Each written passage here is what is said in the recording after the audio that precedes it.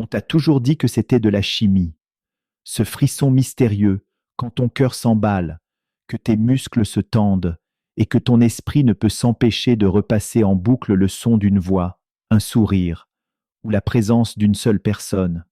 On t'a dit que c'était normal, que cette attirance intense, presque obsessionnelle, était la preuve d'une vraie connexion, d'un désir pur, d'une énergie vitale.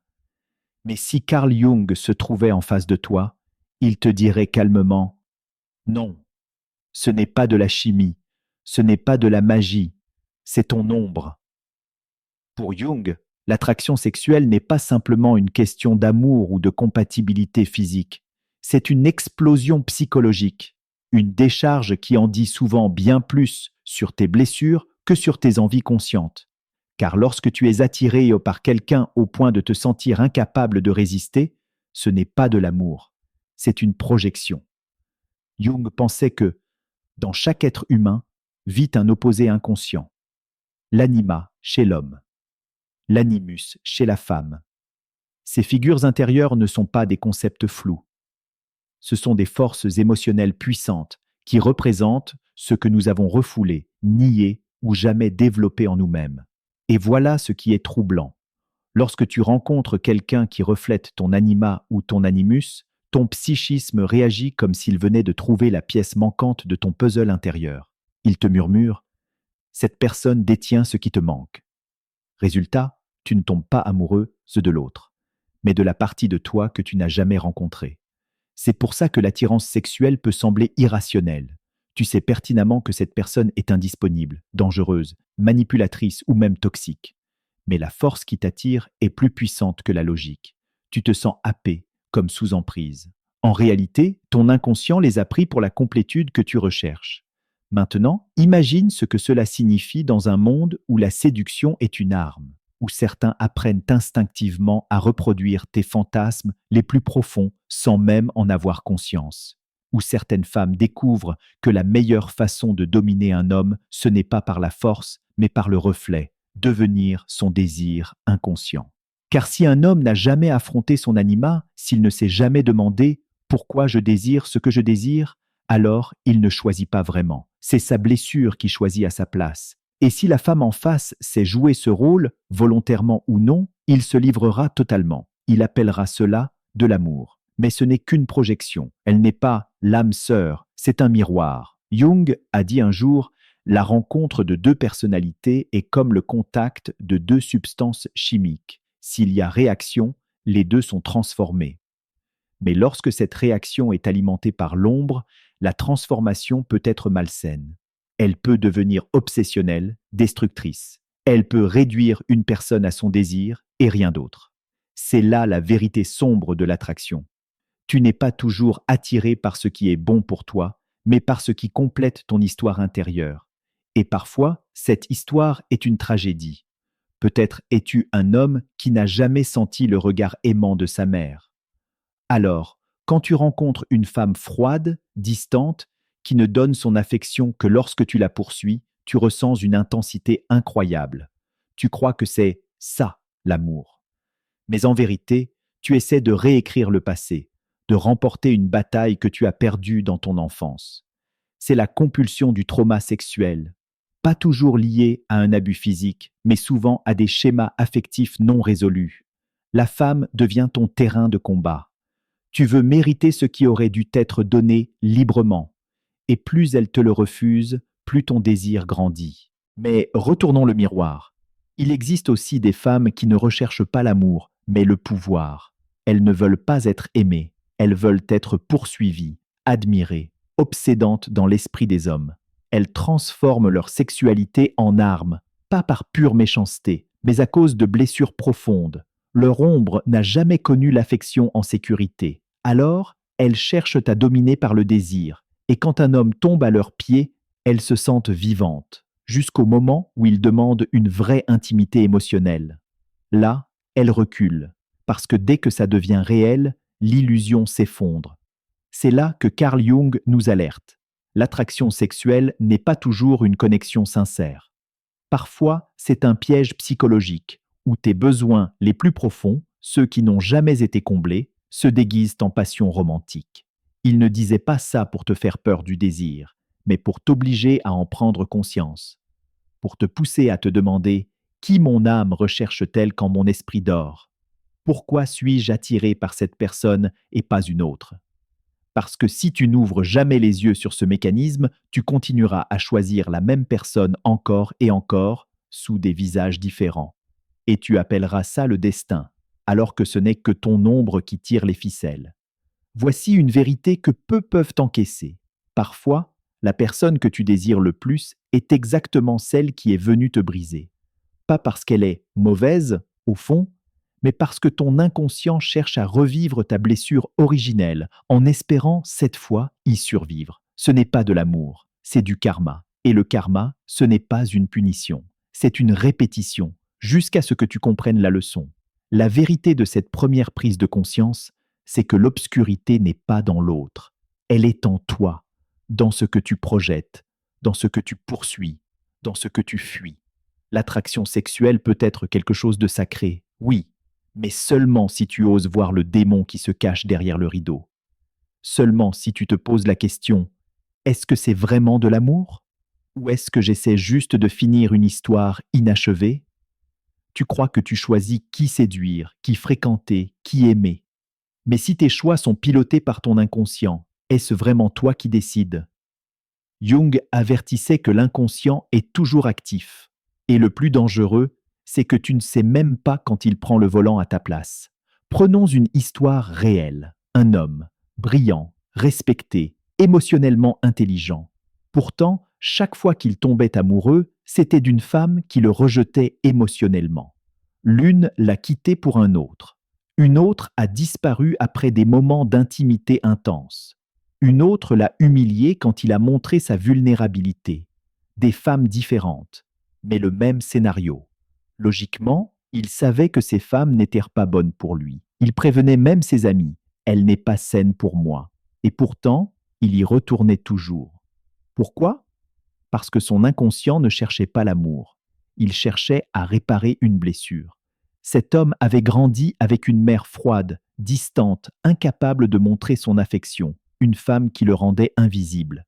Et devenu adulte, il recherchait inconsciemment ce même sentiment, mais en espérant cette fois obtenir l'amour qu'il n'avait jamais reçu.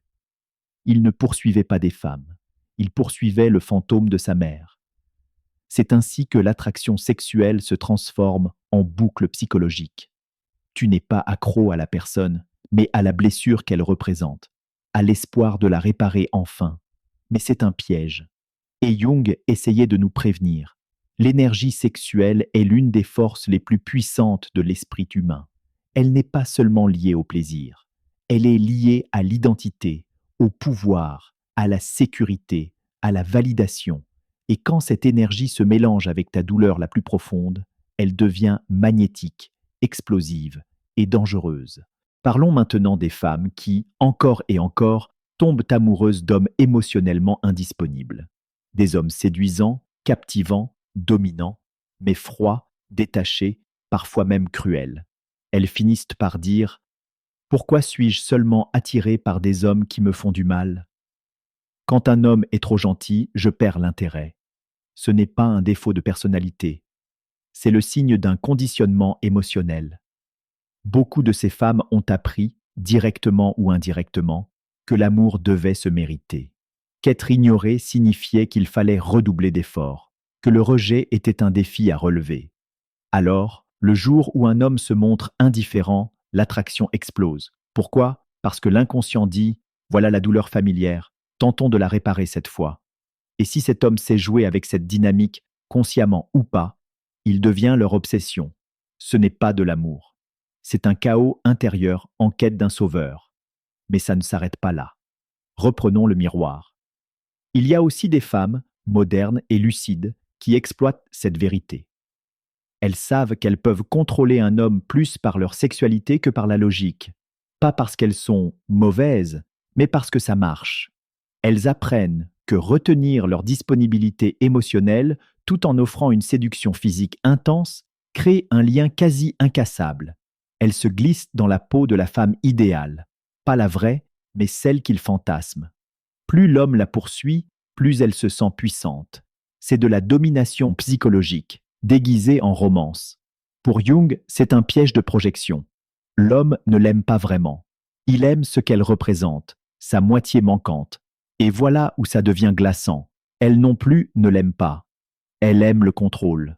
Elle aime le voir perdre ses repères parce que ça lui rend quelque chose qu'elle a perdu depuis longtemps. Du pouvoir, un sentiment de sécurité, parfois même un esprit de revanche. C'est le coin le plus sombre de l'attraction sexuelle, là où deux personnes ne se rencontrent pas avec le cœur ouvert, mais avec des miroirs brisés, là où l'intimité n'est pas réelle, mais jouée, où chacun utilise l'autre pour panser des blessures passées. Et plus c'est intense, plus c'est dangereux. Parce que si tu ne connais pas ton ombre, elle utilisera ton désir pour t'entraîner en enfer. Avec un sourire sur le visage. Jung ne disait pas ça pour que tu fuis les relations. Il le disait pour que tu comprennes que l'amour véritable ne peut pas exister sans conscience. Tu dois regarder les personnes qui t'attirent et te poser des questions inconfortables. Que me rappellent-elles de mon passé? Est-ce que je me sens en sécurité avec elles ou juste accro? Suis-je vraiment moi-même avec elles ou seulement la version d'un rôle qu'elles attendent de moi? Parce que la vérité, c'est que l'attraction n'est pas toujours le signe d'une compatibilité. Parfois, c'est un signal d'alarme. Ton esprit cherche à terminer une vieille histoire, pas à en commencer une nouvelle. C'est pour ça que tant de gens disent « Pourquoi je tombe toujours sur le même genre de personne ?» Je savais qu'il ou elle n'était pas bon pour moi, mais je n'ai pas pu m'arrêter. La réponse n'est pas dans la logique. Elle est dans l'inconscient. La théorie de l'individuation de Jung nous apprend qu'il faut intégrer toutes les parties de soi, l'anima, l'animus, l'ombre, avant de pouvoir vraiment choisir quelqu'un. Sinon, nous restons des marionnettes. Le désir tire les ficelles. Et nous appelons ça le destin. Alors, si tu continues à courir après des femmes indisponibles émotionnellement, des hommes manipulateurs ou des relations chaotiques dictées par la passion, il faut que tu t'arrêtes et que tu te demandes quelle partie de moi choisit ça et pourquoi ça me semble si familier. Tant que tu n'auras pas répondu à cette question, tu continueras à te réveiller dans le même cauchemar émotionnel, juste avec un visage différent à tes côtés. Parce qu'en réalité, nous ne sommes pas attirés par les personnes, nous sommes attirés par les émotions que nous n'avons jamais résolues. Et dans ce chaos, l'amour devient un champ de bataille. Tu n'attires pas ce que tu veux, tu attires ce que tu es. Et si tu portes encore des blessures ouvertes, elles parleront plus fort que tes mots, plus fort que tes valeurs, plus fort que ta raison.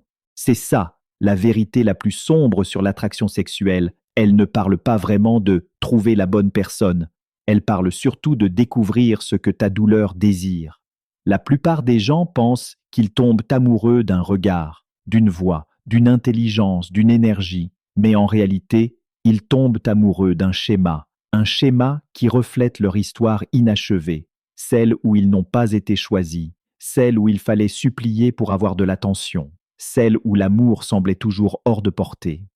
Jung nous avertissait, si tu ne rends pas l'inconscient conscient, il dirigera ta vie et tu appelleras ça le destin. Prenons l'exemple d'un homme qui tombe toujours sous le charme de femmes intenses, séduisantes, presque envoûtantes. Il se dit, c'est ça, la passion. C'est la chimie pure. Et pourtant, chaque fois, il se retrouve vidé émotionnellement, confus, brisé. Ce n'est pas de la passion, c'est de la possession. Il ne tombait pas amoureux d'une femme. Il tombait dans son ombre. Peut-être n'a-t-il jamais ressenti un vrai pouvoir sur sa vie. Peut-être a-t-il grandi en croyant que sa valeur dépendait du fait d'être utile aux autres. Alors, il cherche des femmes qui reflètent sa plus grande insécurité, la peur de ne pas être assez. Quand elle le valide, il se sent invincible. Quand elle se retire, il se sent vide. Ce n'est pas de l'amour. C'est une addiction. De l'autre côté, il y a des femmes qui tombent encore et encore sur des hommes froids, distants, qui distribuent de l'affection comme une récompense. Elles se disent « s'il me choisit, c'est que je vaux vraiment quelque chose ». Elles ne sont pas attirées par l'homme en soi, mais par ce qu'il représente. Le père absent, le premier cœur brisé. Alors, leur esprit espère terminer l'histoire. Cette fois, il me donnera l'amour que mon père ne m'a pas donné. Mais il ne le fera pas. parce qu'il n'est pas ce père et que cette relation n'est pas la guérison, mais la répétition. C'est ce que Jung appelait la compulsion de répétition. Revivre la douleur encore et encore, jusqu'à en devenir conscient. Et le jour où tu en prends conscience, le sort se brise. Ce que la plupart des gens ignorent, c'est que le trauma peut manipuler ton désir. Plus la blessure est familière, plus le désir est intense. Ce que tu appelles un coup de foudre est parfois juste un cri venu de ton passé. C'est pour ça que les relations les plus toxiques sont souvent les plus difficiles à quitter. Pas parce que tu aimes vraiment la personne, mais parce que tu es prisonnier de liens invisibles faits de douleurs non guéries. Alors, que faire? Renoncer à l'amour? Craindre l'attirance à jamais? Non. Mais il faut arrêter de croire que l'attirance signifie forcément que la relation est bonne pour toi. Deviens enquêteur. Trice de tes propres désirs. Pourquoi suis-je attiré par cette personne? Quelle émotion déclenche-t-elle en moi? Est-ce que ce désir vient de mon abondance ou de mon vide? Si ton désir naît d'un manque, il cherchera toujours à combler un trou. Et aucun être humain ne peut combler ce trou à ta place. Pour Jung, le chemin vers le véritable amour commence par l'individuation. Intégrer ton ombre, tes blessures, tes projections, afin que, lorsque tu aimes, tu choisisses au lieu de t'accrocher. L'amour authentique ne cherche pas à être sauvé dans les bras d'un autre. Il partage une complétude déjà acquise en soi. C'est à ce moment-là que l'attraction se transforme. De chaos, elle devient clarté, parce que tu ne cours plus après les gens qui te rappellent ta douleur. Tu es attiré par ceux qui reflètent ta guérison. Et voici ce qui est à la fois effrayant et magnifique. Ces personnes-là ne feront pas battre ton cœur de peur. Elles ne te tiendront pas éveillé de la nuit à te demander si tu es assez bien. Elles te sembleront calmes, stables, peut-être même un peu ennuyeuses au début, mais en réalité, c'est juste que ton système nerveux est habitué à la tempête et que la paix te paraît étrangère. Donne-lui du temps. La paix n'est pas ennuyeuse. Elle est juste nouvelle, jusqu'à ce qu'elle devienne ton refuge. Alors, la prochaine fois que ton cœur s'emballe face à quelqu'un, demande-toi, est-ce vraiment de l'excitation ou est-ce la peur déguisée? L'amour ne ressemble pas toujours à un feu d'artifice. Parfois, il ressemble à un silence apaisant, à une vérité qui ne fait pas mal, à une sécurité qui ne demande pas de lutte. C'est cet amour-là que Jung voulait que nous trouvions. Pas celui dicté par la fantaisie, la passion ou la blessure, mais celui né de l'intégration de soi. Un amour qui ne t'enferme pas, mais qui te libère. Alors, avant de tomber amoureuse de quelqu'un, tombe amoureuse des parties de toi qui crient encore. Écoute-les, guéris-les, et choisis l'amour non par manque, mais par complétude.